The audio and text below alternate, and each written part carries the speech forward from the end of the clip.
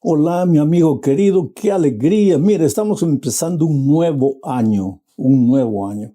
Va a ser un año extraordinario. Cree, por favor, cree. Lo primero que tienes que hacer es creer en Dios, creer que las cosas no dependen de ti. Pero después, con la seguridad de que estás escondido al abrigo de Dios, parte sin miedo para la lucha. Enfrenta lo que tengas que enfrentar. Toca la puerta que tengas que tocar. Dios es grande, Dios es maravilloso, Dios nunca deja de oír la oración de sus hijos. Que Dios te bendiga ricamente en este nuevo año que se presenta para ti, lleno de desafíos, lleno de sueños. Agarra los sueños, agarra las oportunidades, aprovéchalas, sean pequeñas, sean grandes, no dejes pasar nada por alto. Toma en tus manos las oportunidades que vienen. Sabes que este trimestre vamos a estudiar el libro de los Salmos, los 13 sábados. Vamos a analizar diferentes salmos. Pero este estudio de esta semana es el primer estudio, es la lección número 1 para el 6 de enero del año 2024. Y el título de la lección es cómo leer los salmos, cómo entenderlos, cómo verlos. Hay que conocer un poco el contexto en que los salmos fueron escritos para entender el mensaje de los salmos. Y el propósito de este estudio es mostrar cuál es la esencia de los salmos, cuál es el mensaje de los salmos. Y ahí te vas a sorprender al ver que Jesucristo es la columna vertebral de los salmos.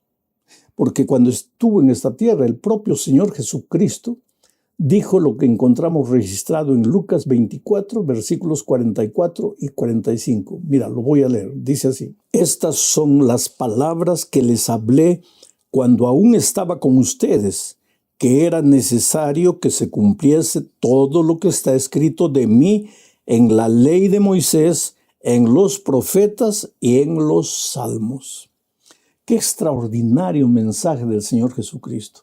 Les dijo a sus discípulos, cuando ustedes lean la ley, y se refería al Pentateuco, traten de encontrarme a mí ahí en la ley.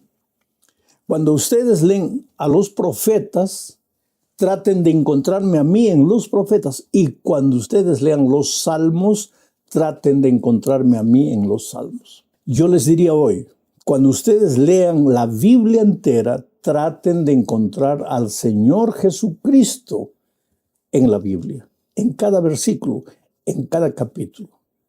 Porque yo siempre digo que la Biblia es como el mensaje de la gracia, de la salvación en Cristo, la sangre de Cristo que fue derramada en la cruz del Calvario.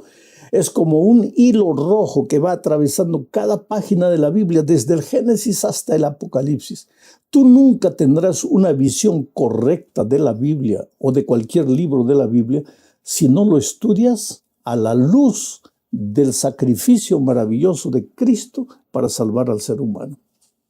Bueno, entremos al primer subtítulo de este estudio, que dice los salmos en el culto del antiguo Israel. Los salmos en realidad son cánticos, son poesías escritas con el alma, con el corazón. A veces son gritos de dolor, solo que todo es inspiración del Espíritu Santo. Aunque los salmos fueron escritos por seres humanos, el Espíritu los inspiró a decir lo que ellos dijeron, inclusive a clamar lo que ellos clamaron, a orar lo que ellos oraron. En realidad los salmos son gritos del alma angustiada. La vida de Israel estaba centralizada en el culto. No digo en la religión, digo en el culto. Todas las mañanas el pueblo se dirigía al santuario, al templo, para ofrecer el sacrificio. Y cantaban. El pueblo de Israel cantaba por todo. Los salmos eran repetidos en ocasiones de tristeza, en ocasiones de alegría. Cuando a veces el enemigo estaba viniendo, ellos cantaban himnos. Después de una victoria, ellos cantaban himnos. Cuando trasladaban el arca de un lado para otro, cantaban salmos. Cuando había júbilo en el corazón de ellos, cantaban salmos. Cuando había una buena cosecha, cantaban salmos. Y cuando por algún motivo había sequía, había hambruna, ellos cantaban salmos. La vida de los israelitas estaba centralizada en los salmos porque el Señor Jesucristo estaba en el centro de los salmos. Dios era el centro de todo. Los salmos originalmente fueron escritos pues para el culto y para la expresión de la vida de cada uno. Por ejemplo, voy a leer el Salmo 88, versículos 2 y 3. Dice así: y llegue mi oración a tu presencia, inclina tu oído a mi clamor. Aquí el salmista está dirigiéndose a Dios. Le dice, llegue mi oración a tu presencia, inclina tu oído a mi clamor, porque saturado estoy de males y mi vida está al borde del sepulcro. Evidentemente, cuando el salmista escribió este salmo, se encontraba completamente desanimado por alguna razón. Porque para que alguien diga mi vida está al borde del sepulcro, es como decir hoy día estoy muriendo, ya no quiero vivir, se acabó la vida para mí. Y para que un ser humano llegue a ese punto debe haber estado pasando por una crisis terrible. En ese momento de crisis, ¿qué hacía el salmista? Clamaba a Dios. Decía, Señor, que llegue mi oración a tu trono. Escúchame, por favor. Solo que lo que el salmista dijo por inspiración divina y porque le nacía del corazón, puede ser aplicado muchas veces a nosotros hoy. ¿Será que en este momento tú te sientes como este salmista al borde del sepulcro? Estás cansado de luchar, ya no tienes fuerzas, estás desanimado. De repente hasta pasó por tu cabeza la idea de quitarte la vida. Yo no sé, ¿sabes? Hay momentos en la vida tan duros que uno no sabe qué hacer, mira para todos lados y no ve luz. Bueno, tú puedes ver cómo los salmos no solo se aplicaban a la vida de Israel, a los cultos del pueblo de Israel, sino que se pueden aplicar perfectamente a nuestra vida hoy. Vamos a la siguiente parte, pero antes yo quiero decir que en hebreo la palabra salmos es tehilim, que en realidad quiere decir alabanzas, tehilim. En griego, psalmoi, que en realidad se refiere a un instrumento musical, porque ese instrumento era tocado cuando se componían los salmos o cuando se cantaban los salmos. Vamos a la segunda parte entonces. Conozcamos a los salmistas. La mayor parte de los cristianos piensan que todos los salmos fueron escritos por David. Inclusive David es llamado muchas veces el salmista David. Y en realidad David escribió solo 73 salmos. Hay otros autores de los salmos. Asaf, un sacerdote músico, compuso 12 salmos que están registrados ahí entre los 150 salmos de la Biblia. Los hijos de Coré, que también eran sacerdotes músicos, compusieron 11 salmos. Emán y Etán, 2 sacerdotes, también compusieron 2 salmos. Salomón y Moisés compusieron 3 salmos. Y hay 49 salmos anónimos que no se puede identificar al autor.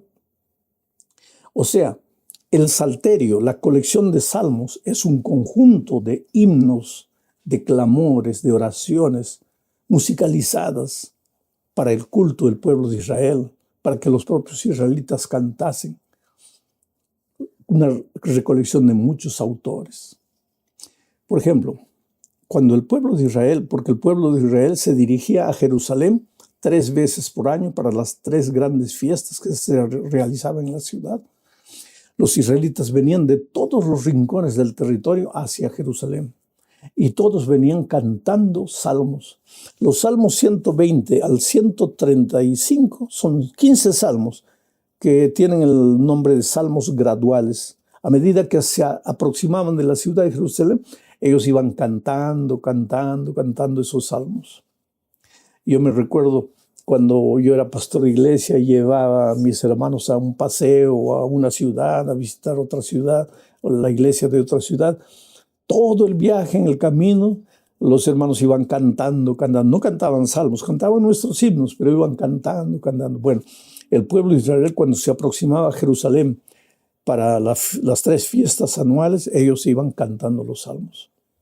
Pero hay cosas que uno no entiende en la vida, porque hace muchos años los jóvenes de la Iglesia Central de San Paulo, aquí en el Brasil, viajaron a Curitiba para un evento de jóvenes, para un congreso de jóvenes. El coro entero fue para allá.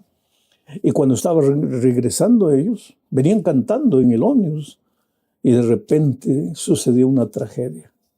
El ómnibus chocó contra un camión cargado de fierro de construcción y más de 20 jóvenes murieron.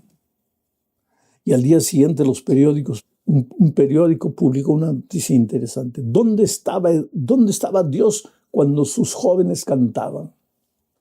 ¿Dónde estaba Dios cuando sus jóvenes le cantaban? Es el misterio del dolor. Pero lo interesante es que el pueblo de Dios en la alegría cantaba. Y si hubieran pasado por una tragedia semejante a estos jóvenes de aquí, también hubieran cantado. Cantaban con lágrimas, cantaban llorando. Cuando fueron llevados al exilio a Babilonia, fueron cantando. Y el salmista dice que a las orillas del río de Babilonia, debajo de los árboles, se sentaban y lloraban mirando a la ciudad y cantaban. Oh, querido, si todo va bien en tu vida, canta. Si estás triste, canta. Memorízate algunos salmos. Este trimestre vas a tener la oportunidad de leer, de estudiar algunos salmos. Memorízatelos y en los momentos de dolor canta a Dios. Alaba el nombre de Dios con los salmos. Vamos a la tercera parte del estudio. Un cántico para cada etapa. Los salmos fueron compuestos bajo diferentes circunstancias, ya lo dije. Momentos de alegría, ellos componían, cantaban.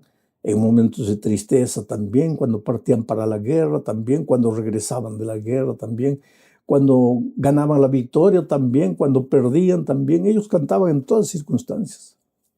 Por eso, entre los 150 salmos de la Biblia vas a encontrar himnos que engrandecen a Dios, porque Dios es el centro de los salmos. Engrandecen a Dios, como el Salmo 100, número 100, versículos 1 al 3, por ejemplo. Voy a leer y voy a comentar para mostrar cómo este salmo es uno de los salmos que engrandece, enaltece y alaba el nombre de Dios. Dice así: cantad alegres a Dios, habitantes de toda la tierra. Servid a Jehová con alegría. Venid ante su presencia con regocijo. Reconoced que Jehová es Dios. Él nos hizo y no nosotros a nosotros mismos. Pueblo suyo somos y ovejas de su prado. Qué interesante este salmo. Dice: cantad a Jehová. Él nos hizo, no nosotros a nosotros mismos. Entonces, aunque la vida te haya golpeado, aunque las circunstancias momentáneas te sean adversas, ven a Jehová con regocijo. Porque si Dios es tu creador y tú eres obra de sus manos, Dios nunca te va a descartar y te va a desechar, a menos que tú te vayas voluntariamente. Pero si tú estás en las manos de Dios, el enemigo no se puede reír de ti permanentemente. Puede reírse hoy, mañana, pero pasado mañana el sol de un nuevo día va a brillar en tu experiencia. No te desanimes, querido. Yo no sé el momento que estás atravesando, pero confía en Dios. En la Biblia por eso encontramos salmos que enaltecen el nombre de Dios, pero encontramos también salmos de gratitud, llenos de gratitud. Por ejemplo, en Salmo 75, voy a leer solo el versículo 1 para que veas. Dice: gracias te damos, oh Dios, gracias te damos, pues cercano está tu nombre. Los hombres cuentan tus maravillas. ¿Ah? Ese es un salmo de gratitud. Cercano está tu nombre, aunque yo no te vea, Señor, aunque las circunstancias estén todo nebulosas, oscuras, sombrías, aunque llueva y truene aquí abajo en la tierra, yo sé que tú estás cerca de mí, aunque no te veo. Oh, querido, cuando la vida te golpea, muerde tu almohada, llora, llora. Saca el dolor de tu corazón, pero dile: Señor, no te entiendo, no entiendo lo que me pasa, pero yo sé que cercano estás. Gracias, Señor, porque hasta este dolor me va a hacer fuerte. Porque es verdad, querido, en el dolor te fortaleces, Las lágrimas riegan la esperanza en tu corazón. Encontramos también salmos de lamentaciones. El Salmo 42 es un salmo de lamentación, de dolor, de tristeza, de clamor a Dios. Existen salmos sapienciales, que son salmos que traen consejos, como por ejemplo el Salmo 1. Hay una cosa interesante con el Salmo 1 y el Salmo 2. Tú sabes que Génesis 1 y Génesis 3, ¿qué presenta Génesis 1? Ahí se habla del jardín perfecto, árboles perfectos, un Adán perfecto. Y infelizmente ese Adán perfecto come del fruto y entra el pecado. Y el Salmo 3, ¿qué habla el Salmo 3? Aparece el Cordero, aparece Dios, muere el Cordero. Se le garantiza la victoria sobre la serpiente, a Eva, a su descendencia. Ahora, si tú vas al Salmo 1, ahí ves el árbol perfecto, el árbol que produce frutos a la orilla del río. Y si tú vas al Salmo 2, ahí ves al Mesías que viene a rescatar al ser humano y garantizarnos la victoria sobre la serpiente. En realidad, en los 150 salmos de la Biblia, tú puedes encontrar la historia de la redención, la entrada del pecado y cómo Dios finalmente libra a su pueblo. Vamos, también hay salmos regios, o sea, salmos mesiánicos, salmos que presentan al Señor Jesucristo en todo su esplendor. También presentan a Jesucristo en su dolor, en su sacrificio, en su muerte, pero también en su victoria y finalmente en su victoria final sobre el pecado, Rey de reyes y Señor de señores, el libertador final de su pueblo. Existen salmos históricos también, en fin, hay variados tipos de salmos y durante estos 3 meses vamos a ir viendo lentamente diferentes tipos de salmos. Ahora, los salmos son poesías. En la literatura hebraica, en las universidades, cuando se estudia literatura hebraica, el estudio de los salmos es obligatorio. El Salmo 119, por ejemplo, es una bellísima obra de literatura hebraica. Todos los salmos son. Pero como toda literatura tienen sus figuras de lenguaje, figuras idiomáticas. En los salmos, por ejemplo, encontramos el paralelismo. ¿Qué es el paralelismo? En el paralelismo, en una frase se dice una cosa y en la siguiente frase se explica lo que la primera frase ha dicho. Por ejemplo, voy a leer el Salmo 103, versículo 1, y vamos a ver aquí un ejemplo del paralelismo. Dice, alaba alma mía al Señor y alabe todo mi ser su santo nombre. Te voy a explicar el paralelismo. Alaba alma mía al Señor. ¿Qué quiere decir alaba alma mía al Señor? La segunda frase va a explicar, alabe todo mi ser su santo nombre. Aquí tú puedes ver el paralelismo. La primera frase dice que mi alma alabe al Señor, pero la segunda frase explica que al decir mi alma se está refiriendo a todo su ser alabando a Dios. El paralelismo está clarísimo aquí. Otra figura que se usa literaria en los salmos son las imágenes. Imágenes bellísimas. Por ejemplo, Salmo 17, versículo 8, dice, guárdame como la niña de tus ojos, escóndeme bajo la sombra de tus alas. Mira, guárdame como la niña de tus ojos, escóndeme bajo la sombra de tus alas. Aquí en este versículo, el refugio de Dios se describe como la sombra de las alas de Dios. Alas de Dios. Dios no tiene alas, pero el salmista usa la figura de las alas de Dios como el refugio de Dios, como el seno de Dios, el esconderijo de Dios para ti. Cuando la tormenta venga, ve al esconderijo. Cuando los enemigos vengan, escóndete bajo las alas de Dios, bajo el refugio de Dios. Esa es una figura bonita, maravillosa, y tú vas a encontrar en los salmos muchísimas figuras de ese tipo. El merismo es otra figura literaria que se usa en los salmos. El merismo expresa la totalidad de un concepto usando las partes. Un ejemplo, Salmos 88, 1 dice, oh Jehová, Dios de mi salvación, día y noche clamo a ti. Cuando dice el salmista, día y noche clamo a ti, ¿qué es lo que está queriendo decir?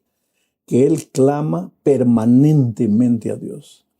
Pero para decir permanentemente, él lo dice de una manera poética. Día y noche mi alma clama a ti, oh Dios. ¿Ves? Es una manera bonita de decir las cosas. Los salmos, en resumen, son oraciones inspiradas.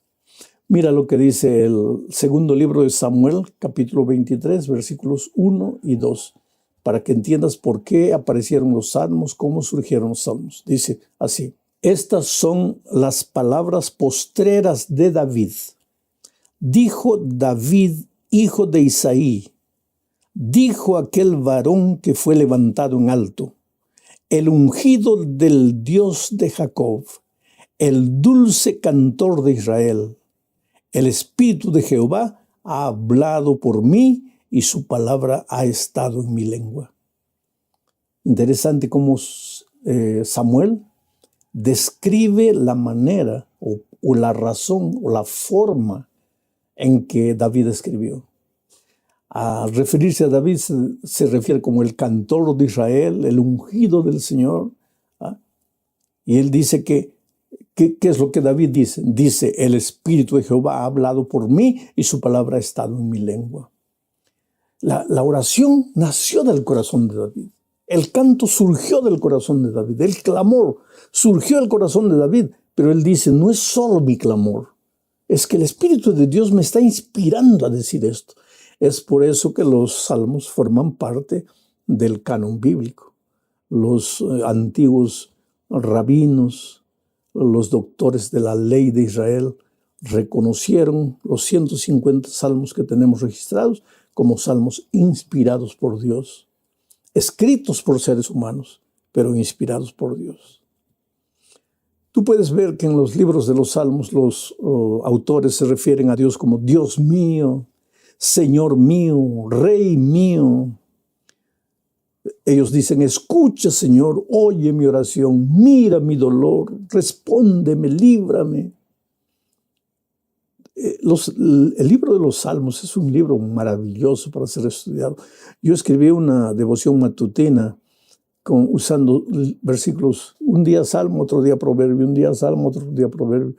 Y pues podría haber escrito de cada versículo de los Salmos una meditación, porque es un libro riquísimo. Llegamos al fin de este estudio hablando del mundo de los salmos. ¿Sabes, querido? El mundo de los salmos se enfoca en Dios. Dios es el creador. Dios es el salvador. Dios es el sustentador. Dios es el gobernador. Dios es todo. Para el pueblo de Israel, Dios era todo. El pueblo sabía y entendía eso. Pero cuando el propio pueblo se descuidaba, su naturaleza pecaminosa lo llevaba a apartarse de Dios. Entonces se hería, sufría, entraba al territorio del enemigo, pues ahí sufría. Y cuando se daba cuenta que estaba sufriendo por causa de su alejamiento de Dios, regresaba a Dios arrepentido y cantaba salmos de arrepentimiento. Y Dios siempre estaba con los brazos abiertos, esperando a sus hijos. Porque Dios te ama. Tú y yo somos seres humanos como David, como Asaf, como Coré, como Moisés, como Salomón. Tú y yo queremos amar a Dios con todo el corazón. Nuestro mayor anhelo es servirle.